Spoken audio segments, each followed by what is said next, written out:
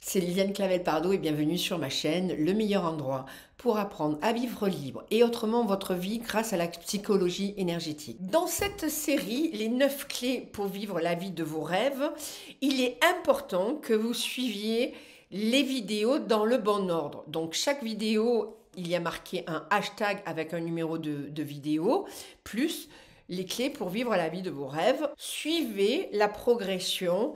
Prenez aussi votre temps pour faire tous les exercices les uns après les autres pour justement bien considérer comment je vais atteindre la vie exceptionnelle que j'ai envie de mener.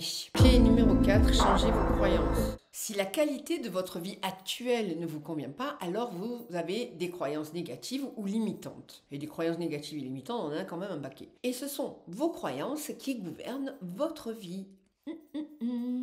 Elles conditionnent votre attitude.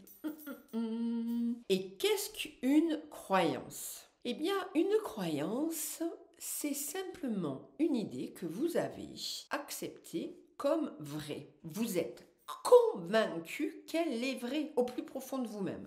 Quelle que soit cette croyance, elle est soit erronée, soit fondée sur quelque chose qui est peu importe, mais une fois que vous l'avez intégrée et acceptée comme une vérité, elle fait partie de votre réalité. Et tout ce qui arrive dans votre vie participe à vous montrer que cette croyance est vraie et que vous avez raison. Mais la bonne nouvelle, c'est que vous pouvez changer ces croyances. Pas toutes avec simplicité, mais vous pouvez changer ces croyances ou ces vérités. Donc, je vais vous donner un exemple. Vous croyez qu'il est impossible d'être heureux. Il est important de savoir qu'il y a beaucoup de gens qui ont cette croyance. Il est impossible d'être heureux. Vous verrez continuellement des scènes ou des situations qui vous feront croire que le bonheur, il est impossible, il est hors d'atteinte. Et cette croyance va se renforcer de jour en jour, d'année en année, et c'est une vision que vous aurez de votre cerveau. C'est une vision, votre cerveau va fonctionner comme ça, il va avoir cette croyance que c'est pas pour vous. Le problème avec ces croyances, c'est qu'elles se sont développées pour la plupart du temps dans votre enfance, à travers les influences de vos parents, camarades, enseignants, médias, et etc., etc. En plus, on est hyper connecté, plus en fait, il y a une certaine violence dans cet apprentissage de croyances, particulièrement à l'adolescence. Puis, il y a celle que vous avez développée à l'âge adulte à travers les expériences que vous avez vécues et surtout si ces expériences sont, si je puis dire, malheureuses. Et ensuite, si vous voulez changer votre vie et vivre une vie de qualité, une vie meilleure, la vie de vos rêves, vous devez avant tout accepter que vous avez besoin de meilleures croyances, de meilleures vérités, celles qui sont alignées avec vos aspirations les plus profondes. Et par voie de conséquence, vous devez mettre vos croyances actuelles à l'épreuve ou parfois à la poubelle. Il va falloir les débusquer, les éliminer et éliminer toutes celles qui sont contraires aux aspirations que vous avez actuellement. Par exemple, je veux être heureux et vous avez des mantras qui sont du style j'y arriverai jamais. Dans mes accompagnements, que ce soit mes accompagnements séminaires ou mes formations en ligne, je vous propose l'EFT pour éradiquer une bonne fois pour toutes les émotions émotionnelles qui polluent votre vie. Et donc, si vous ne savez pas ce que c'est l'EFT, je vous propose de farfouiller un petit peu sur ma chaîne et il y a plein d'exemples qui concernent l'EFT.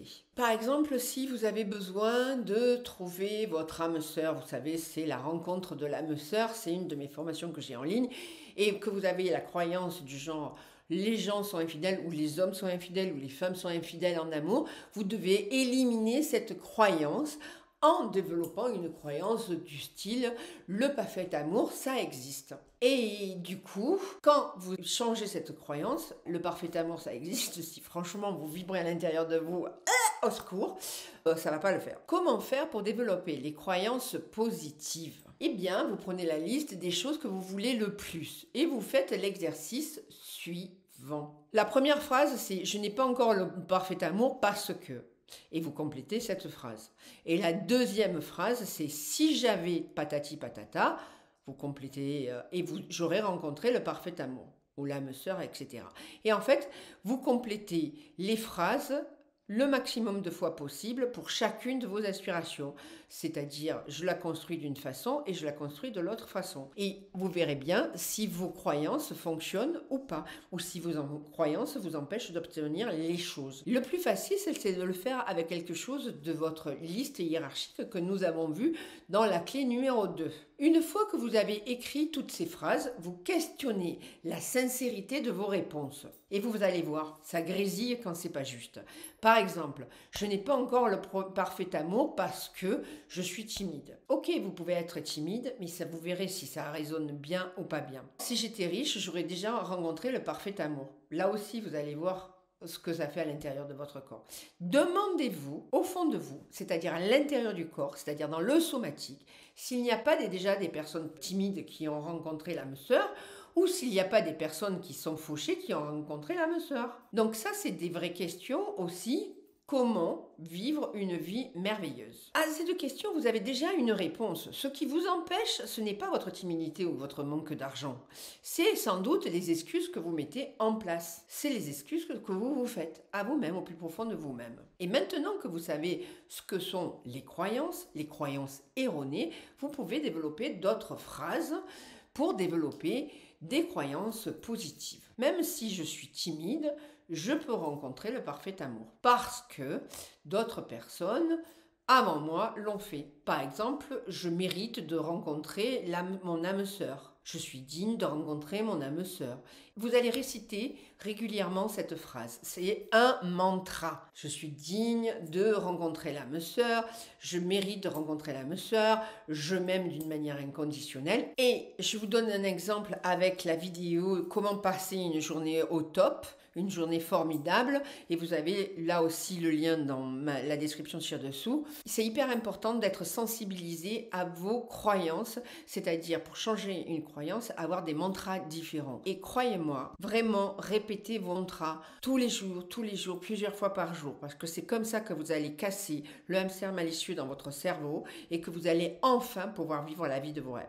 Maintenant, et chaque fois que vous vous surprenez en train de parler ou de penser selon votre ancienne croyance, paf, vous vous remettez sur le bon chemin. Par exemple, j'ai une croyance à l'heure actuelle, c'est la vie est un jeu. Quand j'ai une ancienne pensée qui arrive et qui me sort de cette nouvelle croyance, je me dis la vie est un jeu, la vie est un jeu, et je stimule les points et je fais sortir mes anciennes croyances, mes anciennes peurs, mes anciennes colères pour justement adhérer à mon nouveau mantra. Plus vous déclamez vos phrases positives, plus vous aurez développé des nouvelles connexions neuronales. Et ça, c'est important de savoir que chaque fois que vous changez, vous développez des nouvelles connexions neuronales. C'est vraiment extraordinaire de savoir que notre cerveau est capable de merveilles. Clé numéro 5, passer à l'action. La clé numéro 5, qui va vous sembler facile, c'est le passage à l'action.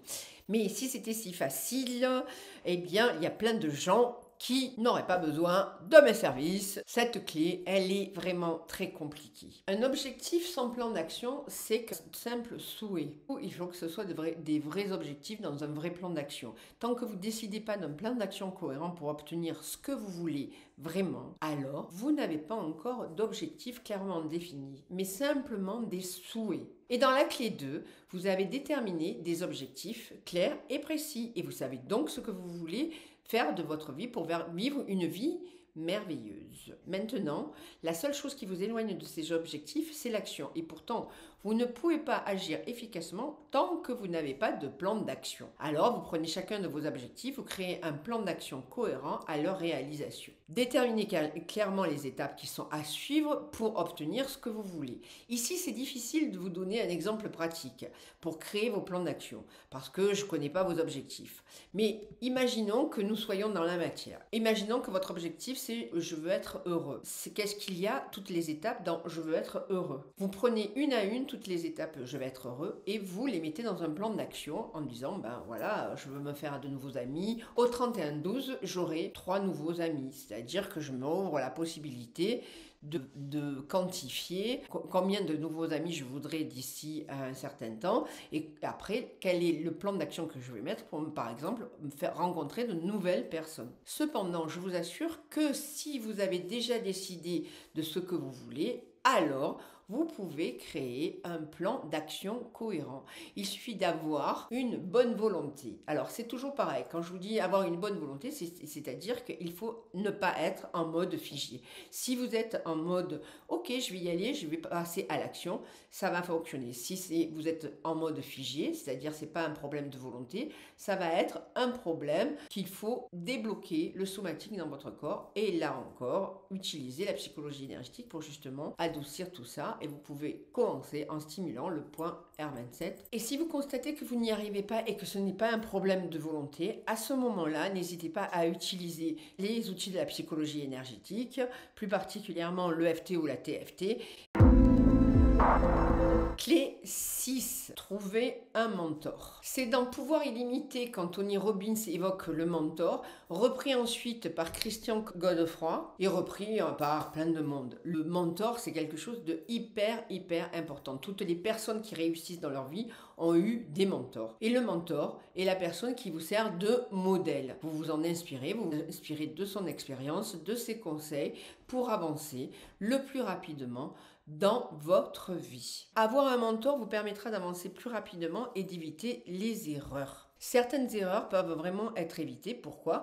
Parce que d'autres personnes les ont commises avant vous. Et si nous apprenons d'elles, nous ne les commettrons pas. L'un des plus grands avantages d'avoir un mentor, c'est éviter les erreurs. Pensez, n'essayez pas de réinventer la roue. C'est-à-dire que quelqu'un a déjà pensé à la roue, vous n'allez pas refaire une roue. Ça ne sert à rien, c'est perdre du temps. La vie, elle est courte et vous pouvez avancer rapidement en apprenant à la lumière des expériences des autres. Et je trouve ça juste merveilleux. Cependant, il ne faut pas choisir un mentor parce qu'on vous a recommandé de le faire. Lorsque vous choisissez votre mentor, il est important de se tourner vers la bonne personne, celle qui peut vous aider vraiment à avancer vers vos objectifs, mais vos vrais objectifs. Et à ce niveau, vous vous demandez, ouais, mais comment que je fais pour choisir un bon mentor ? Voici quelques pistes justement et quelques conseils pratiques pour vous aider à choisir un bon mentor. Tout d'abord, vous choisissez une personne qui a fait ses preuves. Vous pouvez avoir un ou plusieurs mentors dans des domaines différents. Par exemple, un mentor dans le domaine de vie de couple, un mentor dans le domaine de vie des affaires, un autre dans le domaine du bien-être, etc., etc. L'objectif est de vous trouver un mentor qui a déjà obtenu des résultats que vous souhaitez obtenir. Et il faut que ce soit quelqu'un qui a déjà emprunté le chemin sur lequel vous vous trouvez maintenant. Ainsi, vous êtes sûr que ces conseils s'appliqueront à vous. Moi, quand j'ai découvert ce que je voulais faire de ma vie, j'ai regardé autour de moi quelles personnes avaient déjà fait des preuves dans ce domaine-là. Et puis, j'ai appris d'elles. Et j'ai créé ensuite mon propre business. Et chaque fois que je me lance dans quelque chose de nouveau, je cherche le mentor adéquat. Des fois, ce sont des gens qui sont très connus, des fois, ce sont des gens qui font la même chose que moi. Et grâce au mentorat, j'ai été capable de générer mes premiers revenus, mais aussi mes premières affaires, mes premiers business, premiers chemins de spiritualité. Et vous n'avez pas forcément besoin de connaître votre mentor personnellement. Si vous connaissez pas personnellement des gens qui peuvent jouer le rôle de votre mentor dans votre vie, alors c'est parfait. Cela, c'est un grand avantage car le contact personnel et ou physique avec quelqu'un qui va devenir votre mentor est un grand atout. Je bénéficie des conseils de certains de mes mentors grâce aux ressources qu'ils mettent à disposition au plus grand nombre. Avec Internet et puis toutes ces formations en ligne, vous pouvez vous faire coacher presque par n'importe quel expert. Et de toute façon, un bon mentor, il a un prix. Et de toute façon, tout a un prix. Et il n'y a pas d'exception à cette règle quand il s'agit de trouver un mentor. Tout ce qui est mentorat, ça a un coût. Même si vous connaissez personnellement un mentor, soyez prêt à payer le prix pour bénéficier de son aide. Le prix, c'est quel est le prix que je suis prêt à payer. C'est-à-dire, qu'est-ce que vous pouvez lui donner en retour ?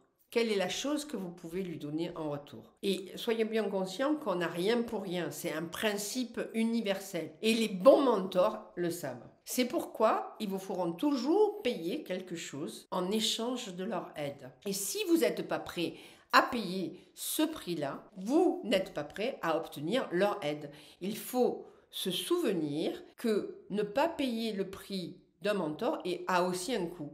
Parce que derrière, vous aurez des frustrations, des erreurs sortent qui méritent de ne pas être commises. Le mentor, pour moi, c'est quelque chose de hyper important. Je fais une aparté sur le cahier de thérapie. Le cahier de thérapie, c'est un cahier que vous allez choisir.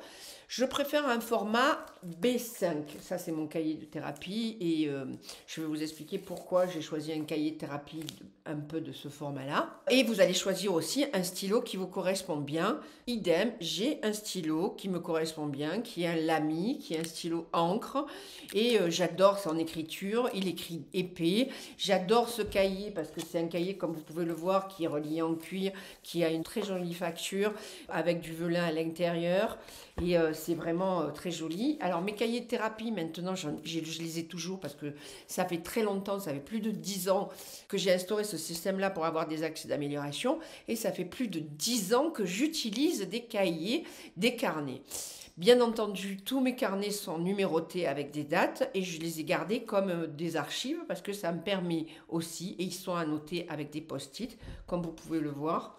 Voilà, comme vous pouvez le voir, quand j'ai besoin de retrouver une information, en fait, avec un post-it, je retrouve cette information. Bien entendu, vous pouvez mettre en place d'autres systèmes. Pourquoi je vous préconise un système de cahier de thérapie? Alors, vous pouvez l'appeler mon cahier à moi, mon journal, ce que vous voulez. Moi, j'appelle ça un cahier de thérapie parce que vous allez travailler sur vous-même. Il vous manque encore une information, mais l'information que je vais vous faire, je vais spolier l'information, c'est comment vous allez mesurer que vous avez réussi. Et voilà pourquoi je vous conseille ce cahier de thérapie en mettant la date et le sujet sur lequel vous travaillez. Et vous verrez c'est un effet démultiplicateur, beaucoup plus que la note sur un ordinateur ou un téléphone portable ou un enregistrement. Il y a vraiment un effet démultiplicateur parce que vous êtes obligé de vous poser et de vous poser sur vous-même. Ceci est le bonus numéro 2, c'est-à-dire que si vous n'arrivez pas à faire les exercices qui sont dans ce grand projet qui sont les 9 clés pour changer et vivre la vie de vos rêves, eh bien, vous avez un exercice très simple de stimulation. Tout de suite, vous stimulez les points sous les clavicules qui est R27. Et vous n'arrivez pas à écrire sur votre cahier de thérapie et vous n'arrivez pas à faire votre exercice. Vous respirez profondément, vous vous concentrez sur votre champ mental ou sur lequel vous n'arrivez pas et vous stimulez le point des clavicules. Une dizaine, une quinzaine de fois, une vingtaine de fois. Vous arrêtez, vous inspirez profondément et vous recommencez si vous voyez que la charge émotionnelle est toujours là. Et encore, jusqu'à ce que votre peur d'y aller se calme. Toutefois, encore un petit bonus de bonus, si je puis dire. Si vraiment vous n'y arrivez pas, c'est pas que vous n'avez pas de volonté, c'est parce que vous êtes dans un état de sidération. À ce moment-là, allez voir quelqu'un qui fasse du soin énergétique ou de la psy énergétique pour débloquer votre état de sidération.